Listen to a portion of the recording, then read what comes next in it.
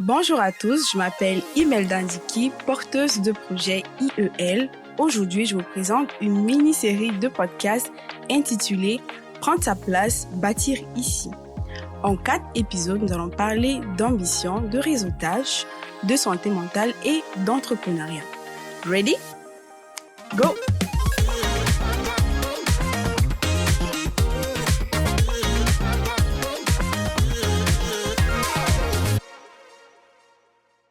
Bonjour chers internautes, aujourd'hui nous nous retrouvons pour notre 3e épisode de notre mini-série de podcasts « Prendre sa place, bâtir ici ». Aujourd'hui nous allons parler de réussite et de santé mentale. Réussir, performer, exceller, ce sont des mots qu'on entend souvent. Derrière ces mots se cachent parfois fatigue, pression et solitude.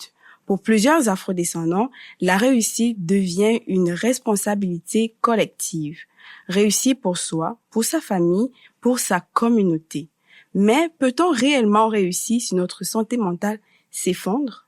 Aujourd'hui, nous ouvrons un espace sincère sur la pression, la résilience et l'équilibre. Et c'est avec Sylvestre Umbedji, travailleur social, que nous aborderons le sujet. Bonjour Sylvestre. Bonjour Imelda. Comment ça va? Bien et toi?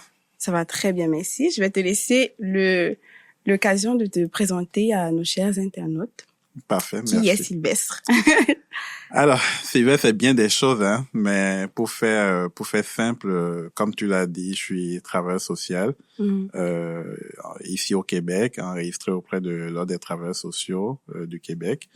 Et je suis également médiateur, plus spécifiquement consultant en gestion de conflits auprès de Santé Canada pour la fonction publique canadienne.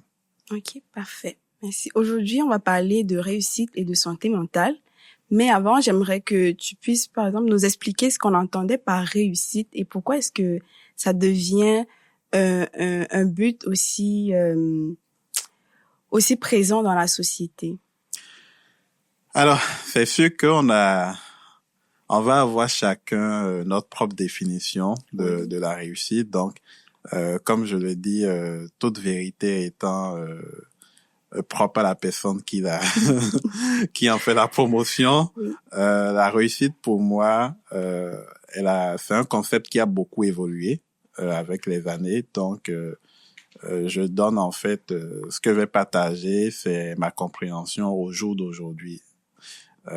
Donc la réussite pour moi, c'est arriver à se fixer des objectifs dans la vie et les atteindre, tout simplement.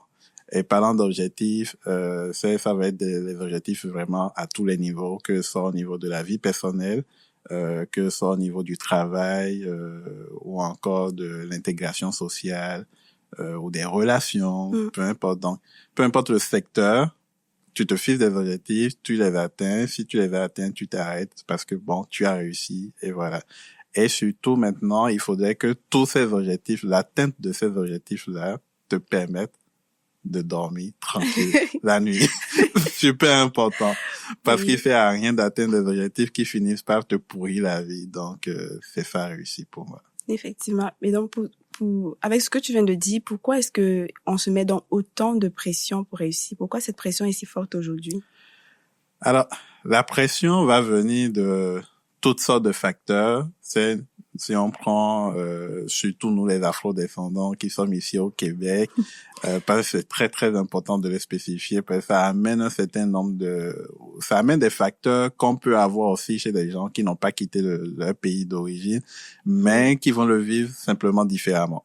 Donc pour nous autres qui avons immigré, il y a le regard de la famille qui est souvent resté au pays et qui n'a pas forcément la même compréhension des réalités ici. Généralement, le simple fait que tu aies pris l'avion, tu as réussi. Déjà.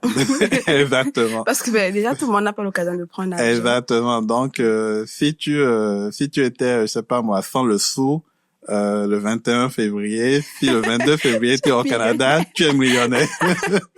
Donc, ça amène forcément une pression, ça amène forcément des gens qui commencent à compter sur toi dès tes premières semaines, alors que toi, tu n'as même pas encore eu le temps de faire tes marques.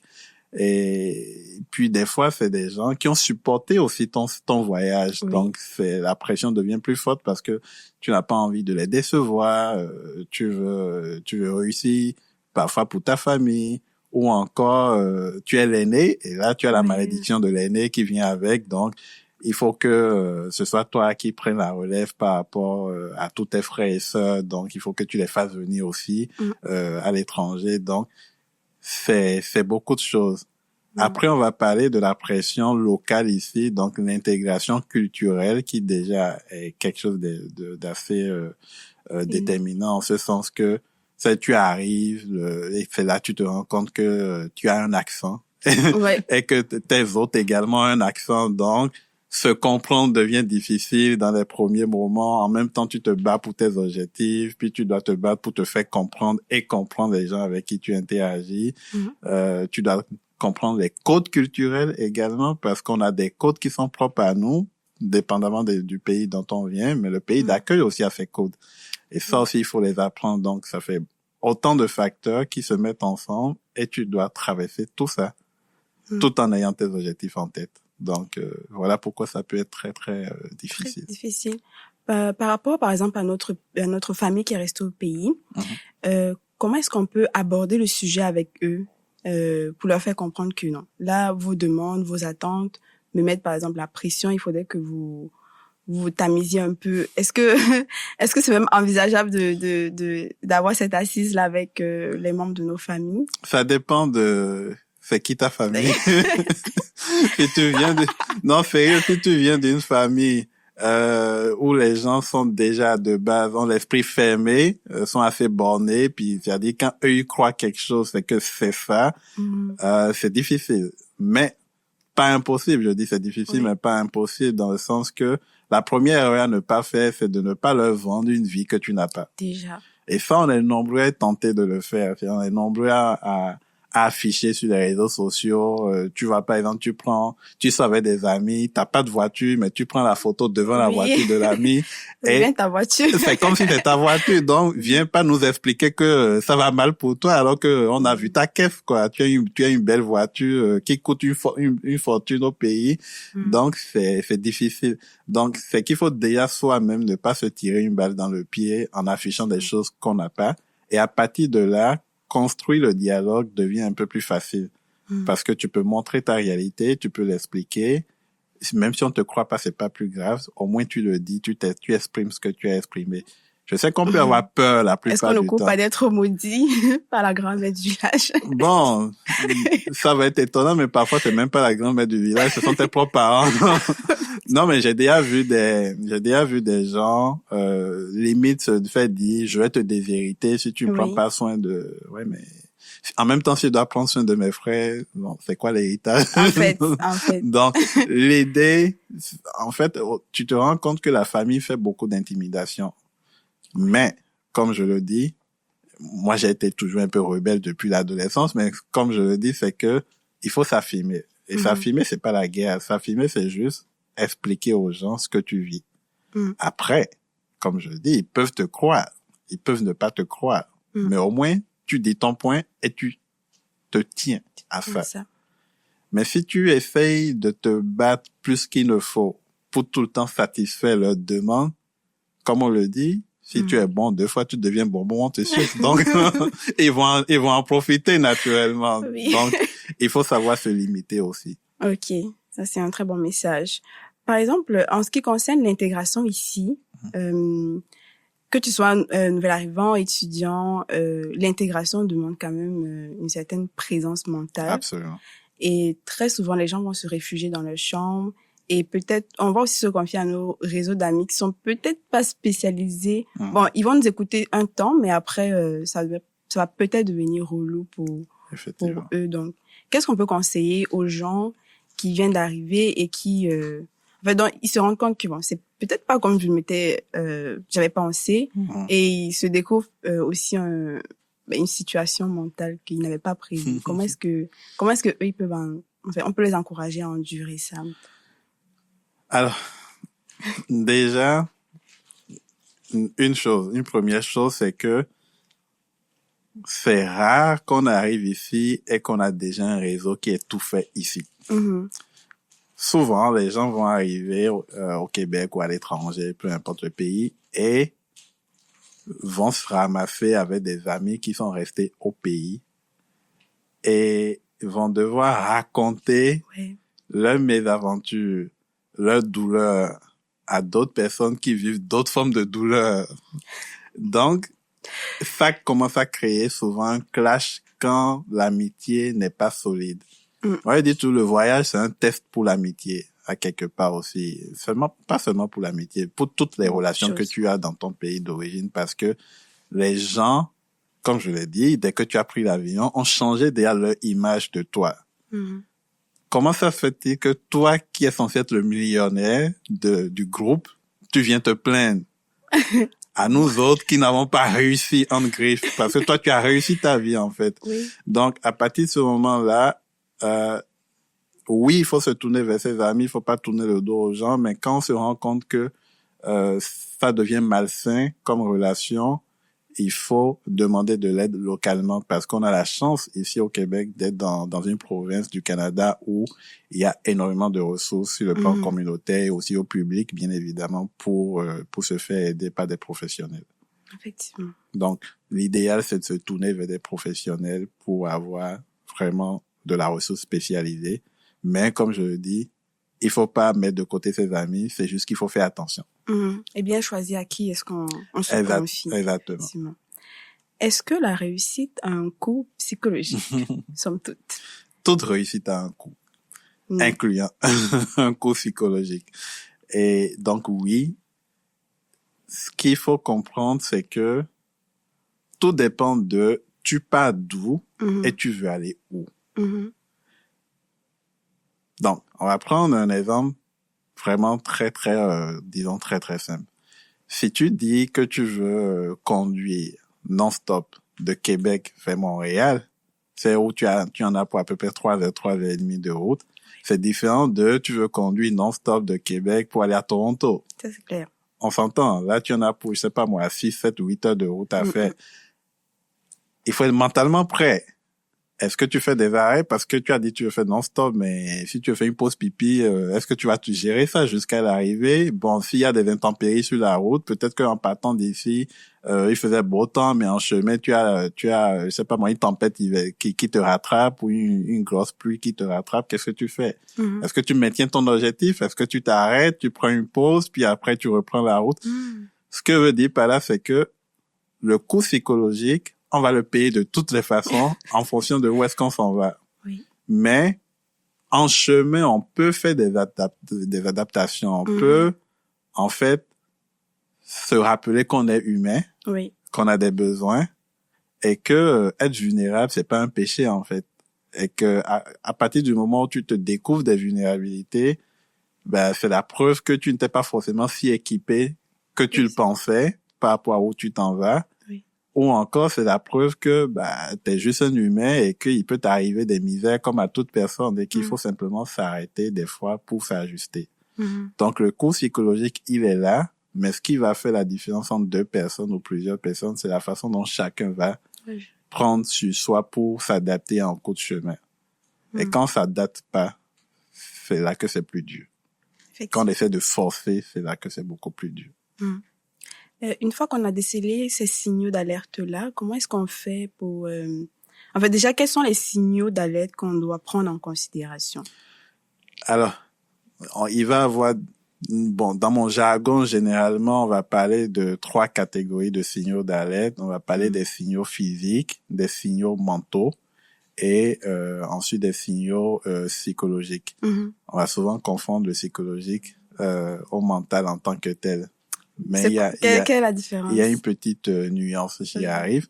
Donc dans le physique, c'est très simple, tu commences à avoir une fatigue qui ne part pas, qui ne s'estompe pas, puis c'est très récurrent, tu prends des médicaments, mais ça ne s'arrête toujours pas. Il faut que ça t'envoie un signal comme quoi ton corps est en train de te dire j'en peux plus. Sauf que on l'écoute pas la plupart du temps. Ou tu te réveilles du jour au lendemain et tu commences à avoir des vertiges de façon fréquente alors que tu t'alimentes bien, tu sais, tu fais du sport, peu importe. Ou tu n'en fais pas puis tu te dis bon je dois me mettre au sport, tu te mets au sport mais ça ne part pas pour autant, donc ça veut dire que c'est persistant, donc à partir de ce moment-là, il faut faire attention.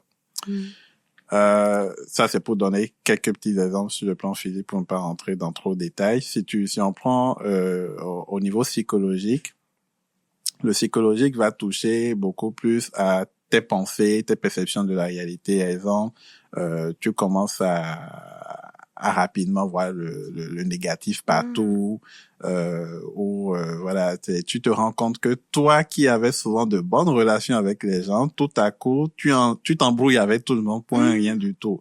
Et toi-même, tu n'es même pas capable de justifier le pourquoi. Raison. Mais attention, pour pouvoir déceler ce que je dis, c'est qu'il faut se connaître à la base. Il faut savoir quel genre de personne tu es d'habitude. Il y a des gens qui de nature s'embrouillent avec tout le monde. Donc c'est un peu plus difficile à percevoir pour ce genre de personnes.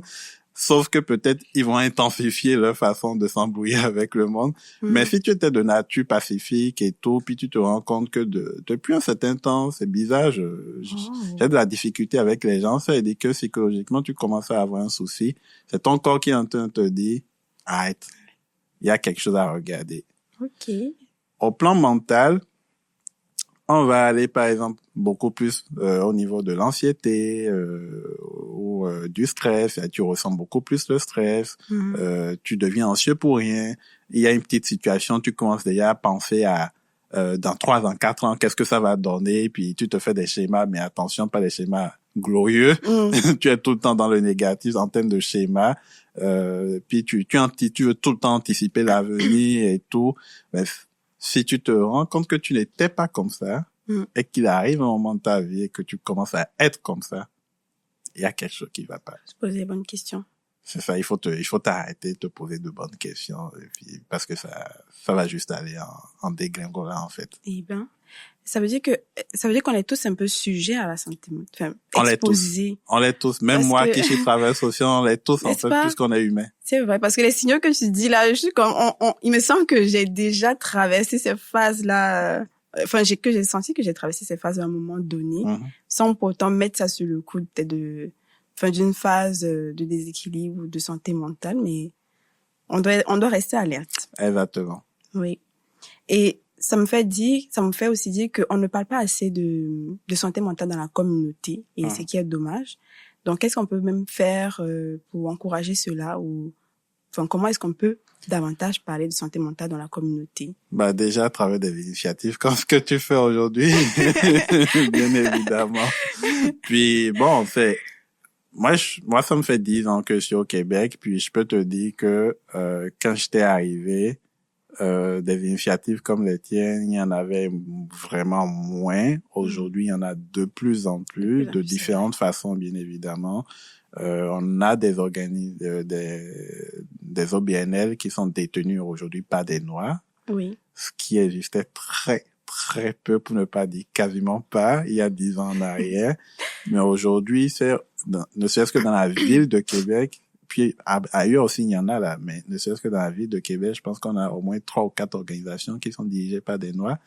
Puis on a également, bien évidemment, c'est ton sponsor officiel, le Forum Jeunesse Afro-Québécois, qui est voilà un organisme qui s'est imposé depuis plusieurs années ici dans le paysage de la ville de Québec. Donc l'idée, c'est d'avoir des organisations qui défendent justement ces causes-là. Puis, tu sais, des organismes comme le Forum Jeunesse Afro-Québécois, ils le font très bien. Soit par eux-mêmes à travers des activités qu'ils initient ou à travers des activités qu'ils financent. Donc, l'idée, c'est qu'on prenne la place pour en parler. Parce que si on ne le fait pas, personne ne le fera pour nous. Oui. Donc, il y a que ça qu'on puisse faire. L'autre chose aussi, c'est que qu'il y a peut-être quelque chose qu'on ignore, c'est il commence à avoir de plus en plus de professionnels, que ce soit travailleurs sociaux, psychologues, d'origine noire, qui sont dans le métier. Ce qui ouvre en fait plus de portes pour consulter avec des professionnels qui qui d'emblée, en fait, partagent les mêmes expériences ou les mêmes cultures et qui peuvent comprendre certaines nuances, certaines subtilités de notre culture que d'autres. Fait que c'est intéressant de le réclamer. Aujourd'hui, on peut le réclamer quand on demande à consulter. On peut demander à ce qu'on soit assigné à une personne noire. Ah oui? Oui. C'est on peut le demander. Ça peut rendre peut-être le service un peu plus long à avoir, surtout s'ils sont pas nombreux et qui sont déjà pleins et qu'il faut attendre. Mais on peut le demander et ça peut à quelque part améliorer l'expérience aussi. D'accord. Et là, il y a une question qui me vient à l'esprit. Maintenant, une fois qu'on a pris conscience que je pense que j'ai besoin d'un suivi. Où est-ce qu'on et que là tu vas faire les recherches sur internet et tout, tu te rends compte que le prix c'est pas si accessible que ça. Ça alors comment est-ce qu'on va outrepasser ça? Genre parce que on dirait que on est tous sujets à des problèmes de santé mentale, mais on n'a pas tous les moyens financiers pour se permettre ça. C'est comme un luxe encore en fait. Effectivement, dépendamment de ton portefeuille, ça peut être un luxe. Ah oui? Si on parle du privé, bien évidemment. OK. Donc, il y a plusieurs alternatives. Donc, c'est soit, en tout cas pour ceux qui ici sont pour la province, tous ceux qui sont dans la province du Québec, il y a la porte d'entrée pour tous les services psychosociaux, c'est le 811. Donc, il suffit de composer sur son téléphone le 811 et de faire l'option 2, parce qu'il y a 3 options. Si c'est pour un professionnel de la santé mentale, c'est vraiment l'option 2. Par contre, si c'est pour les médecins ou autre chose, ou pour les infirmières, il y a l'option 1, l'option 3, bref, mais c'est l'option 2 qui devient la porte d'entrée. Donc, on parle d'info sociale. Ensuite, on a également, ça c'est pour le public de façon générale. Maintenant, on a au niveau communautaire des organismes, mais généralement, on va avoir des organismes qui sont génériques, donc qui offrent toutes sortes de services, ou on va avoir des organismes qui sont spécialisés. Donc, spécialisés, c'est qu'ils vont offrir des services soit aux femmes ou soit aux hommes. Donc, où il y en a qui vont offrir des services thématiques, donc il y en a qui vont être plus, dépression, deuil, trauma, il y en a qui vont être plus couple et autres. Donc, il faut justement sur Internet, quand on veut aller au communautaire, fouiller pour voir quel est l'organisme qui est le plus adapté. Mais si c'est le public, vous appelez juste le 811 option 2, ça va le faire. Mais pour ceux qui sont étudiants ou travailleurs, il y a d'autres options. Les étudiants vont généralement avoir un service de santé mentale qui est à même l'université. Généralement. Et ça, je pense que c'est partout au Canada d'ailleurs, c'est pas seulement dans la province du Québec. Pour les travailleurs, il va avoir ce qu'on appelle le PAE ou le PAEF, donc le programme d'aide aux employés ou le programme d'aide aux employés et à leur famille, pour PAEF, mais c'est la même affaire. Donc, quand tu travailles quelque part, il faut te renseigner auprès de ton employeur pour savoir si tu bénéficies d'un programme d'aide aux employés. Et si c'est oui, ce que ça signifie, c'est que ton employeur a souscrit auprès d'une entreprise privée un certain nombre d'heures pour chacun de ses employés. Et c'est comme une banque d'heures que tu as à ta disposition et que tu peux utiliser pour consulter un professionnel de la relation d'aide quand tu en as besoin. À n'importe quel moment. Et souvent, c'est beaucoup plus rapide.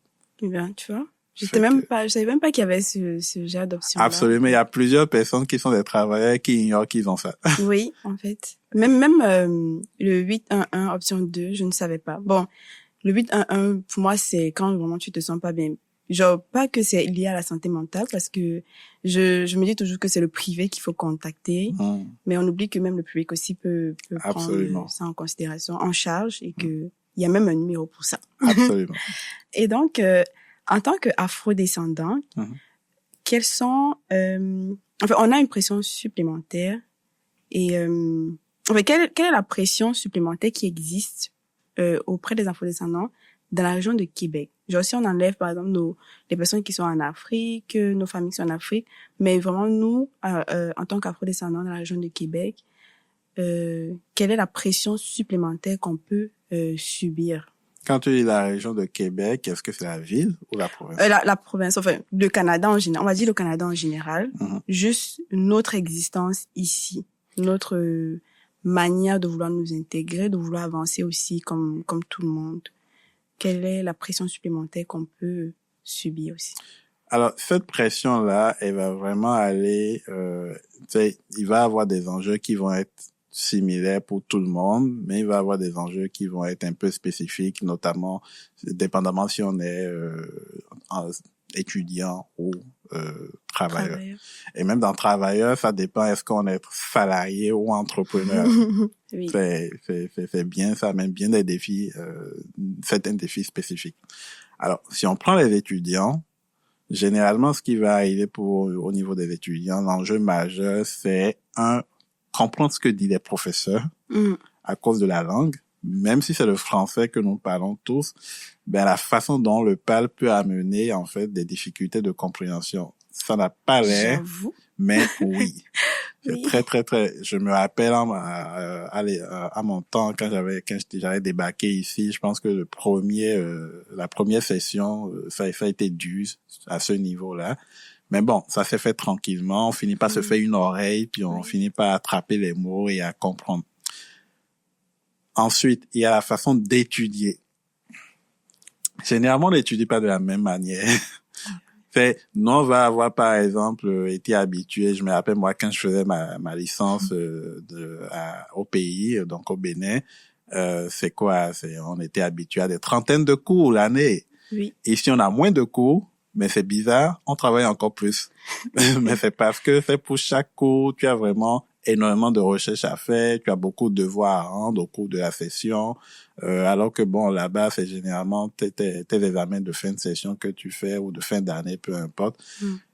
Mais ici, tu as plein de devoirs et chaque devoir exige énormément de recherches. Tu peux pas t'en passer parce que tout ce que tu produis doit être appuyé sur des données probantes. Donc, ça amène une difficulté au niveau de l'apprentissage. Et si t'es pas capable de suivre le rythme, bien évidemment, tu te ramasses avec des notes qui ne font pas du tout, qui sont pas réalisantes. Oui. Ensuite, il va avoir ce qu'on va appeler, et ça, je le dis pour l'avoir vécu personnellement, le racisme intellectuel. Je précise intellectuel dans le sens que tout ce que tu dis, la plupart du temps dans les travaux d'équipe, si tu tombes sur les mauvaises personnes, c'est que ça vaut rien. T'es dans le groupe, mais tu as l'impression que tu n'existes pas parce que tout ce que tu dis, personne ne prend en considération. Ça, je l'ai vécu plus d'une fois. Donc, ça peut rendre vraiment les études très pénibles quand on doit traverser cela. Il y a la pression financière. La scolarité qu'on doit payer, comparé à ce qu'on paye dans nos pays, généralement, c'est le jour et la nuit. Donc, si t'étais pas équipé financièrement en arrivant, bien évidemment, tu te retrouves également à vivre cette pression-là, tout en devant, en fait, réussir tes études. Bon, je m'en arrête là pour les étudiants. Oui. Ensuite, on va prendre les travailleurs et je vais parler globalement, qu'on soit salarié ou entrepreneur, puis je vais peut-être faire un crochet après pour les entrepreneurs. Quand on est travailleur, généralement, c'est l'intégration en milieu d'emploi. Ben, déjà, même trouver un emploi, c'est la croix et la bannière. C'est le parcours du combattant, comme tu le dis.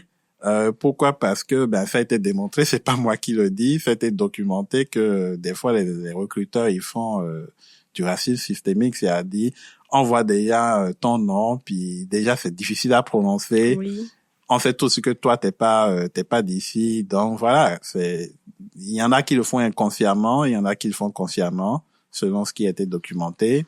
Et, bien évidemment, tes chances de réussir à décrocher ne serait-ce qu'une entrevue sont parfois beaucoup plus minces. Oui. Que toute autre personne. Donc, ce qui fait en sorte que, s'intégrer devient beaucoup plus difficile. Après, tu te remets en cause, tu te demandes, est-ce que c'est moi qui suis pas bon? Est-ce que je suis pas compétent? Pourtant, je sors d'une grande université canadienne. Qu'est-ce que ça signifie? Est-ce que du coup, j'ai brûlé autant d'argent pour rien? Non, c'est ça. Est-ce qu'il faut que je retourne au pays? Puis tu as la pression de la famille en mode, on comprend pas. Tu es diplômé depuis 6 mois, puis tu n'as toujours pas trouvé de travail. Ou tu leur dis, je travaille dans un resto en attendant. What? Tu fais quoi? Tu travailles dans un resto, comment ça? Ou tu es agent d'entretien. Oui, tu vois, donc, oui. Voilà autant de choses qu'on ne dit pas assez, qui sont des réalités prouvées, c'est pas moi qui les invente, mais qui pèsent énormément. Imagine quelqu'un qui a fini son doctorat, qui fait donner corps et âme, ou qui a fini une maîtrise, qui fait donner corps et âme, et qui se retrouve contraint, celui qui a les factures à payer de toutes les façons, qui se retrouve contraint à prendre, un job qui n'est pas vraiment à la hauteur de ce qu'il a appris. Et il doit le faire tout en cherchant un boulot qui est à sa hauteur. Ce qui arrive pour plusieurs personnes, c'est qu'ils se fatiguent parce que ils peuvent pas travailler 35 heures, 40 heures et avoir l'énergie qu'il faut encore pour chercher un travail. Ce qui veut dire que ce qui les amène finalement à vivre dans d'un métier qui ne les passionne pas, qui leur dit rien, en fait. Et finalement, ils rentrent à la maison, le soir, quand ils sont seuls dans leurs 4 murs, ils se sentent minables. Oh. Et là, je parle pas de choses lues dans des livres, là. Parce que en tant que travailleur social, je reçois beaucoup de personnes en consultation. Donc, des choses que j'entends, je peux dire, il y a beaucoup qui souffrent, en fait, de cette réalité-là.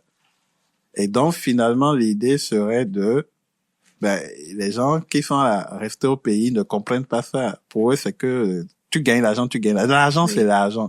Mais non, l'argent n'est pas l'argent quand tu as mis autant d'énergie pour arriver là où tu es arrivé, en fait. Surtout que quand on arrive, on a plein de rêves. Donc, le fait de voir qu'on est très loin de sa trajectoire, Et maintenant, pour les entrepreneurs, le petit crochet, le petit clin d'œil que vous voulez faire, c'est au niveau des financements. On n'est pas nous ne sommes pas des égaux, hein. Pas du tout. Dans le sens que, quand tu as fini tes études et que tu veux entreprendre, ou que tu veux entreprendre pendant tes études, si tu as eu le malheur d'arriver au Canada avec le statut d'étudiant, donc un statut temporaire, versus ceux qui arrivent directement avec un statut de résident permanent et qui étudient au lieu de travailler, c'est pas la même affaire. Parce que ce statut-là fait en sorte que tu es limité au niveau des financements que tu peux aller chercher. Tu es vraiment limité. Tu peux avoir une bonne cote de crédit, mais tu es limité pareil. En ce sens que le premier critère souvent qui te disqualifie systématiquement, c'est qu'il faut être minimalement résident permanent. Le minimum. Or, entre la fin de tes études et le statut de résident permanent, s'entend, c'est un parcours de combattant. Ouais. Il y en a au moins pour 2-3 ans. Même plus. Même plus dans certains cas, effectivement. Donc, pendant ce temps, tu as un rêve, comme toute personne qui vit au Canada, mais tu peux pas l'atteindre. Sauf si tu décides, en fait, de souffrir 2 fois plus. Dans le sens que, tu vas sortir l'argent de ta poche. Pendant que les autres ont du financement et peuvent donc économiser dans leur REER, dans leur CELI, peu importe. Mais toi, tu es obligé de prendre ton argent qui devait aller dans ton REER ou dans ton CELI pour financer ton projet parce que tu veux financer ton rêve. Ce qui fait que les conditions financières dans lesquelles tu vis, le style de vie que tu as n'est pas du tout le même que quelqu'un qui a toutes ces ouvertures-là. Donc, on n'est pas égaux. Donc, voilà des pressions qui sont réelles, qui existent, mais dont on parle très peu. Intéressant. Vraiment. Et est-ce que je me dis, est-ce que nous, en tant qu'afro-descendants, on peut donc se créer un cadre pour favoriser notre propre réussite? Ou c'est trop une utopie? C'est possible. J'irai pas. Sans que ça soit aussi trop exclusion sociale ou retrait communautaire, quelque chose de ça. Exact, c'est vrai, c'est ça la crainte la plupart du temps ça peut sembler comme si on se mettait à l'écart de la société, puis ça peut avoir ça peut prendre très rapidement de mauvaises propensions, mais c'est possible. C'est possible. Il y a des mécanismes qu'on peut mettre en place. On peut avoir on peut développer en tant que communauté canadienne, afro-descendante. Je parlerai même pas au Québec, seulement au Canada en entier. On peut développer nos banques. C'est vrai. On peut développer des services, qui nous ressemblent davantage. Pas dans le sens de se dire, nous on est à part, puis les Canadiens sont à part. Non, pas du tout. Mais des services spécialisés. Qui tiennent compte parfois de certaines spécificités que nous avons et que d'autres n'ont pas. Un peu comme les tontines. Oui, un peu comme l'histoire des tontines. Et qui fait des tontines? Mais revisiter. Revisiter, bien évidemment, en fonction des lois du pays. Mais qui fait des tontines, en fait? Il y a plein de choses. auxquels nous sommes habitués, qui nous aident à grandir en tant que communauté soudée, unie, et qui sont complètement éclatés au sol, comme on le dit, quand on arrive ici, en ce sens que c'est des soutiens communautaires qu'on n'a plus du tout. Ou que on va avoir de la difficulté à mettre en place. Parce que, bien évidemment, on se fait moins confiance aussi. Ça aussi, je sais que je vais pas faire des heureux en disant ça, mais c'est vrai. Il faut dire les termes. Il faut dire les choses. Moi, je n'hésite jamais à mettre le pied dans le plat. On se fait pas confiance la plupart du temps. Oui. Puis, c'est aussi quelque chose qui nous fragilise.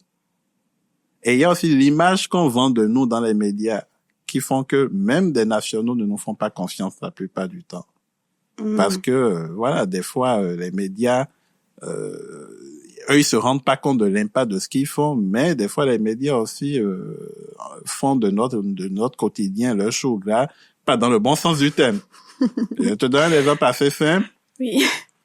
Et je fais exprès de donner cet exemple précis-là. S'il y a un coup de feu quelque part ici, et que ce coup de feu a été tiré par un immigrant, et précisément un noir ou un arabe, les journaux vont en faire le chou gras pendant des semaines. J'ai pas dit pendant une journée, 2 journées, pendant des semaines. Ils vont taper dessus, ils vont rappeler et insister sur l'origine de la personne. Et ça va être très, très pénal. Ça va être très vu sur le plan pénal. Sur le plan dangereux, donc. Mais, quand c'est un national, très rapidement, on va parler de santé mentale, on va parler d'instabilité. Puis ça va être médiatisé tout au plus 3-4 jours, puis c'est plié, ou une semaine, puis c'est plié, on passe à autre chose. C'est vrai. Et ça, c'est une réalité qui, oui, même si ça arrive rarement, mais l'impact que ça a sur tous ceux qui font de leur mieux pour réussir, c'est énorme. Parce que c'est derrière ça, c'est des gens qui se font fermer des portes. C'est des gens qui se font refuser des entrevues. C'est des gens qui se font refuser des partenariats, des financements. Tout simplement parce que ça influence négativement la perception qu'on a de nous tous. C'est vrai. Fait que ça aussi, c'est des réalités qui nous pèsent. C'est vrai. Et qu'est-ce que tu dirais justement de... Il y a une fameuse expression là qu'on utilise souvent en tant qu'afro-descendant, en tant que nous, on doit travailler 2 fois plus. Absolument. Est-ce que c'est pas 4 fois. Tu es d'accord avec ça? Est-ce que c'est pas justement une porte d'entrée vers la maladie mentale? C'est pas s'exposer justement? En fait, c'est pas qu'on s'expose, on est exposé. Oh my God. Et il y a une nuance entre s'exposer soi-même et être exposé naturellement à la chose. C'est-à-dire, quand tu viens, tu y es naturellement exposé. Je te donne un exemple assez gaga, assez simple. Du vécu, du vécu. À l'université, j'ai pu voir de mes propres yeux, malheureusement. C'est pas des choses qu'on devait avoir à voir, mais j'ai pu le voir. Des collègues, des camarades de classe qui se faisaient facilement complimenter ou facilement, applaudir quand ils avaient quoi? Des B+. Toi, tu as galéré pour avoir le même B+, puis on te regarde même pas, en fait. Mais le jour où tu as A+, c'est là que tu es valorisé.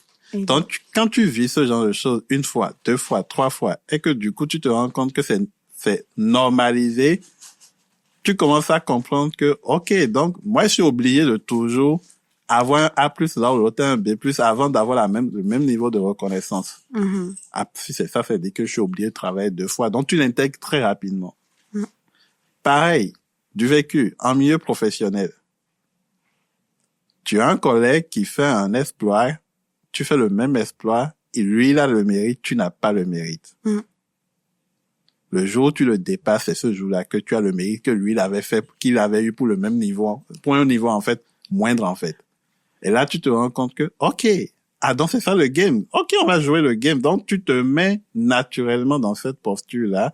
Et bien évidemment, comme tu le dis, ça ouvre la porte à trop de pression, surtout si en plus tu as des blessures personnelles de besoin de reconnaissance.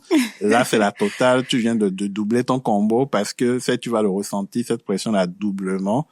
ça va t'impacter très rapidement, tu vas te sentir minable très rapidement, tu vas te sentir moins que rien très rapidement.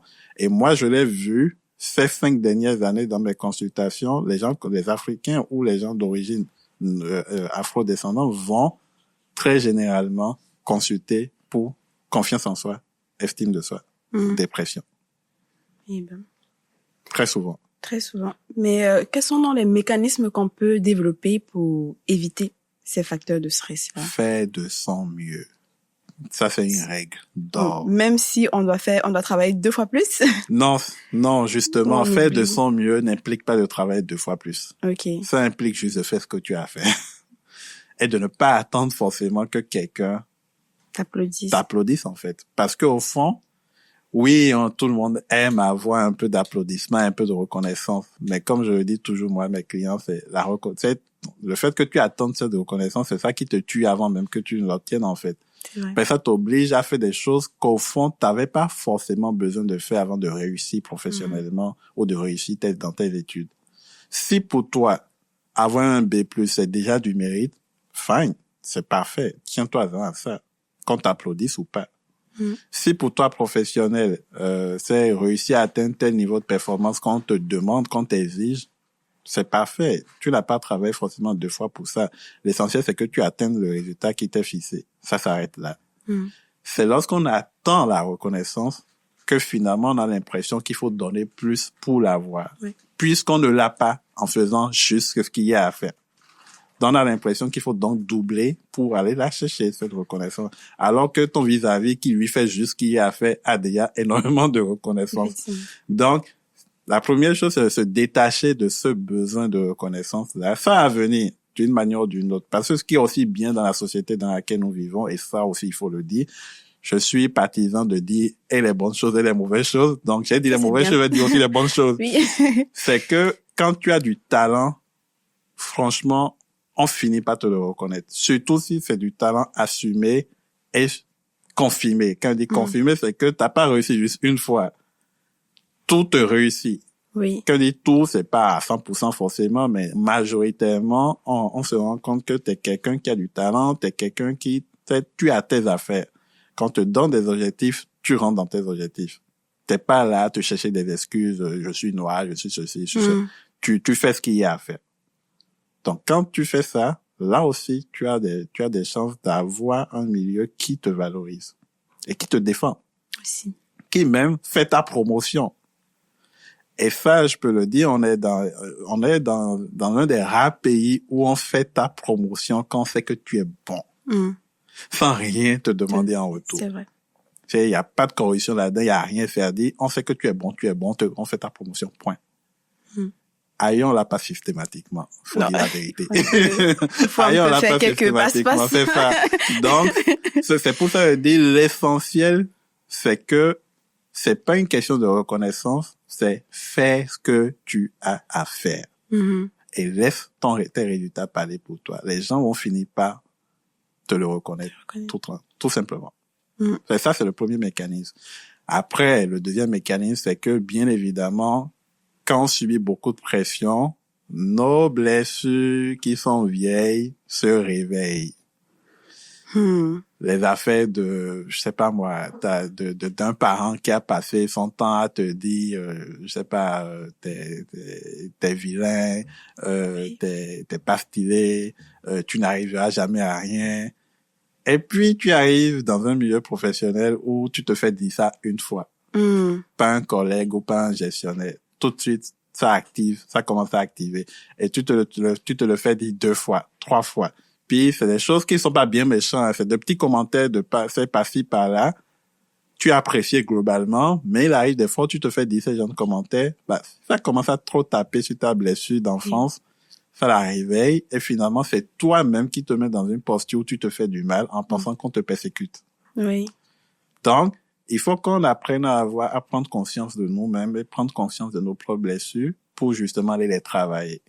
Parce que forcément, en étant contact de la société, on va avoir vu ces blessures-là, le réveil à des moments donnés. Donc, il faut aussi consulter quand on sent que on commence à être trop impacté par certains commentaires ou certaines choses pour clarifier.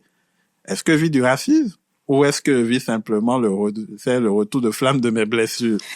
Parce que parfois, on confond les deux. Oui. Et moi, c'est vrai. Non, c'est vrai. Moi, quand les gens viennent quand les gens consultent chez moi, que, je suis victime de racisme, je dis, wow, minute. On va patienter, je suis pas le gars appuyé trop vite sur la gâchette. On va prendre le temps de décortiquer ce que tu vis. Mm-hmm. Et parfois, on se rend compte que oui, c'est effectivement cela. Mais d'autres fois, ça ne l'est pas. Ça ne l'est pas.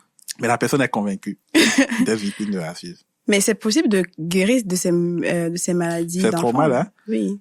C'est trop mal en France. Moi, j'aime pas le thème guérison. Je sais que j'ai des collègues qui vont m'en vouloir de dire ça, mais je préfère le thème apprendre à vivre avec. Ok, apprendre à vivre avec. Guérir, c'est un peu comme... Je pense que c'est mieux.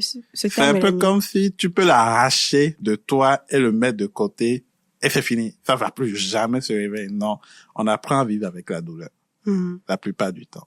C'est mieux comme ça, je pense. Parce que c'est... guérir, là, c'est comme si... tu es perpétuellement en quête de guérison et à chaque fois que tu as l'impression que ça va bien et que bizarrement, tu retombes dedans, tu te dis finalement, c'est comme si j'ai pas fait le travail qu'il fallait. Exactement. Apprendre à vivre avec, tu développes en fait aussi ce qu'on appelle l'autocompassion. Donc, tu développes de la bienveillance envers toi-même. À savoir que, ok, il y a des jours sans et il y a des jours avec. Des jours sucrés, des jours salés, comme on le dit. Bon, si je suis dans mes jours salés, c'est pas grave. Si j'ai des travaux à faire sur moi, si j'ai des outils que je suis allé chercher en intervention, je vais les utiliser. Si mes outils ne fonctionnent plus, peut-être que mon problème a pris une autre tangente et il faut que j'aille reconsulter éventuellement. Ils ont mûri ou bien ils ont... C'est ça. Ah oui, je suis grandi, ils s'adaptent. Ils s'adaptent en fait, en fonction des nouvelles réalités qu'on vit. Oui. Ils peuvent s'adapter, bien évidemment. Et ils peuvent prendre des dimensions qu'ils n'avaient pas 5 ans en arrière. Donc, c'est où il y a de nouvelles blessures qui s'étaient pas réveillées avant et qui se réveillent à leur tour. Oui. Il faut aller les regarder. Donc, tant qu'on est capable de faire ce travail, on est dans le apprendre à vivre avec. Effectivement. Puis on s'accepte aussi là-dedans. On s'accepte en se rappelant qu'on est humain. Voilà, on est rendu à la presque fin. Comment est-ce qu'on peut donc distinguer une ambition saine d'une performance destructrice? Une ambition saine? Oui, saine. Alors, est-ce que ton ambition t'empêche de dormir la nuit? Okay. Est-ce que ton ambition fait en sorte que tu es obligé de faire des choses dans lesquelles toi-même tu te retrouves pas? Est-ce que ton ambition t'amène à vouloir aller plus vite? Et ce bout-là, c'est moi. Et je l'ai appris par moi-même. Est-ce que ton ambition t'amène à vouloir tirer d'autres personnes vers le bas pour pouvoir avancer?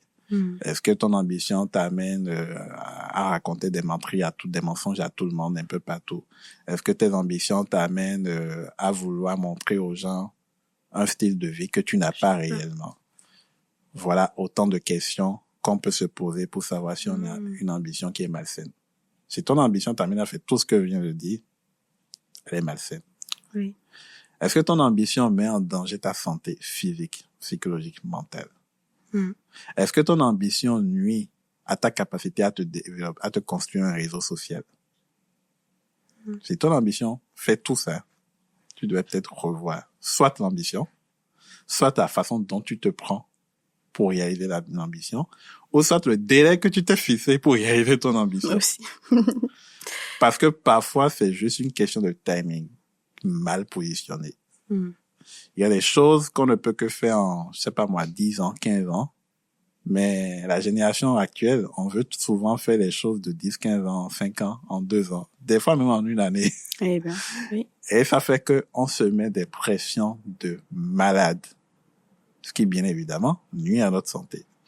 Donc, l'ambition saine, de facto, devient cette ambition-là qui protège ta santé physique, ta santé mentale, qui protège tes relations, cette ambition-là qui fait que tu es capable de dormir tranquillement le soir, pas en ayant l'impression que tu es un lâche qui n'a rien fait de sa journée, mais en ayant l'impression d'avoir fait le mieux que tu pourrais faire aujourd'hui.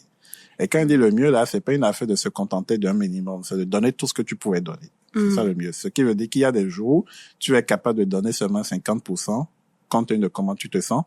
Il y a des jours où tu vas donner ton 100%. Il y a des jours où tu vas donner un 500% et ça va t'étonner toi-même. Donc, adapte-toi à ce que l'énergie te donne, en fait. Mais assure-toi de donner le meilleur de toi-même à chaque fois. Si tu fais ça et que tu te donnes des délais, des stratégies qui te préservent, qui préservent ta dignité et la dignité des autres, ton ambition est faite. Parfait. Pour atteindre nos ambitions, est-ce que c'est important de demander de l'aide aussi? Oh que oui. Leçon apprise. Parce que je sais qu'on est nombreux à ne pas...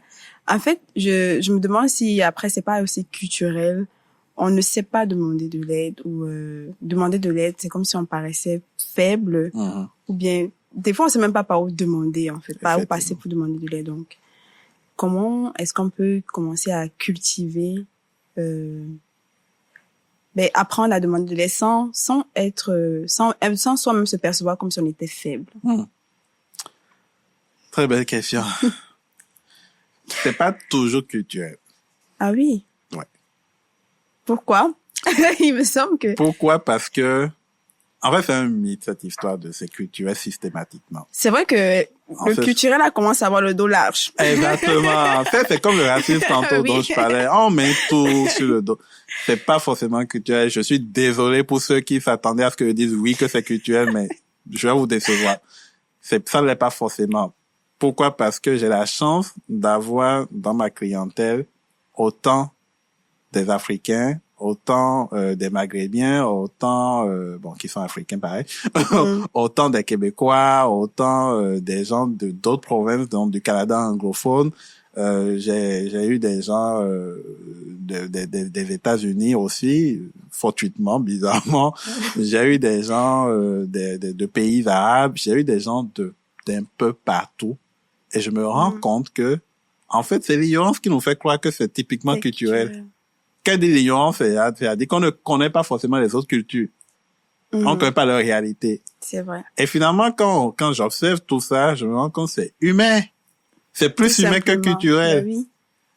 Bien évidemment, il va y avoir maintenant des facteurs qui vont faire que dans certaines cultures, ça va être prédominant éventuellement. Mais, au-delà de la culture, c'est de l'éducation qu'il est question, beaucoup plus que la culture. Et l'éducation, c'est quelque chose qu'on a presque tous en commun, dans le sens qu'on a forcément reçu une éducation. Peu importe laquelle, on a reçu une éducation. Et il y a un trait dans nos éducations, peu importe d'où est-ce qu'on vient de la Terre, c'est la rigueur avec laquelle on a vécu cette éducation-là. C'est les mots qui ont été prononcés.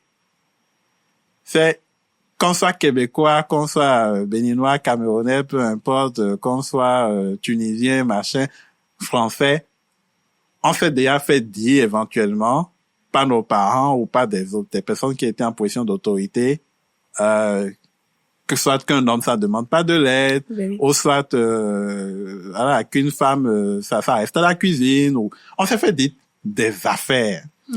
Et ce sont davantage ces choses-là qu'on s'est fait dire qui nous posent problème et qui font que après demander de l'aide, on se trouve bizarre. Donc c'est pas le pays. C'est qu'est-ce qu'on t'a dit, qu'est-ce qu'on a mis dans ton crâne depuis tout petit. Maintenant, il y a des pays où on se fait dire des affaires plus qu'ailleurs éventuellement. Donc, d'où la connotation culturelle, mais c'est pas systématique. Parce qu'il y a des gens qui viennent du même pays et tu vas te rendre compte, ils ont la facilité à demander de l'aide, ils sont de ta génération. C'est vrai. Et les gens qui sont d'une génération supérieure à moi, donc généralement la génération X, et qui demandent de l'aide facilement et qui viennent du même coin. Puis tu te dis, ok. C'est quand tu commences à avoir ce genre de données, pas qu'une fois, et sur des années, tu te rends compte qu'au fond, c'est pas forcément une affaire de pays, c'est une affaire d'éducation. Donc, ce que nous devons faire, donc ça nous ramène en fait à ne pas diaboliser nos cultures, mais plutôt à remettre en question l'éducation que nous avons reçue. S'il y a reçu une éducation comme quoi un homme ou une femme, peu importe, ça ne peut pas être vulnérable, parce que bizarrement, il y a aussi des femmes qui se sont fait dire qu'une femme, ça ne doit pas pleurer. Parce qu'ils ont, oui, c'est curieux, on a l'impression que c'est seulement aux hommes qu'on le dit. Voilà encore un autre mythe qui est déconstruit. J'ai vu des femmes qui se sont fait dire ça. Et bizarrement, qui développent en fait cette tendance à ne pas demander de l'aide. J'avoue que les aînés, c'est pas qu'on nous le dit, mais comme toi-même, tu développes une certaine carapace. Mais non, tu le développes pas tout seul. On te met tellement de pression que finalement tu le développes parce que c'est la seule façon d'avancer. Oui. Personne attend beaucoup de toi quand tu es aîné. Donc les aînés aussi vont vivre ce fardeau-là. Est-ce que c'est la culture? Non. C'est pas la culture. C'est l'éducation.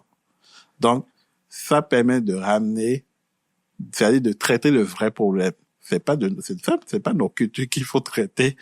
C'est plus nos éducations, c'est plus les parents qui doivent savoir envoyer le bon message à leurs enfants. C'est plus l'entourage qui doit savoir prendre soin. C'est qu'on doit prendre soin les uns des autres. On doit savoir que quelqu'un qui vient nous demander de l'aide, cette personne a eu beaucoup de courage pour le faire. Et savoir se montrer disponible. Quand on peut pas être disponible, on oriente vers une ressource, éventuellement. Exemple, je veux bien pouvoir t'accompagner dans ce que tu viens de me dire, mais je me sens pas outillé pour ça. Puis j'ai pas envie de t'embaucher plus que tu ne l'es. Est-ce que tu as cherché des ressources qui peuvent t'aider? Non, je vais pas chercher. OK, cherchons ensemble. Voilà des façons dont on peut s'aider. Voilà des façons dont on peut s'amener en tant que communauté à sortir de cette tendance-là qu'on a à ne pas demander de l'aide aux gens. Fait que c'est très simple, ça n'a pas besoin d'argent, ce que je viens de dire. Ça a juste besoin d'un peu plus d'humanisme entre nous. C'est tout. Merci beaucoup, Sylvestre. Ça fait plaisir. On est rendu à la fin. Alors, pour clôturer, on a eu un très bel échange. Donc, tu confirmes avec moi et ceux qui nous regardent que c'est possible de réussir, de prendre sa place et de bâtir même ici, tout en faisant attention à sa santé mentale et que d'ailleurs c'est important vu que finalement ça va être un outil pour nous en fait. Absolument. Si on n'est pas bien, on ne pourra pas aller bien loin. Exactement. Est-ce que tu as un petit mot de la fin pour adresser à nos internautes, un petit conseil pour les afro-descendants, même d'autres personnes qui nous écoutent, parce que ce n'est pas juste une question d'une communauté, c'est une question qui touche les humains. C'est une question d'humain. C'est exactement ce que j'allais dire. Et mon message, effectivement, il va être très global. Il va pas se limiter aux afro-descendants. Mon message, il est le suivant, c'est que peu importe les ambitions de réussite que vous vous donnez, ne le faites pas au prix de votre santé. Parce que ce que nous avons de plus précieux, c'est notre santé. Pour ne pas dire, c'est notre souffle de vie.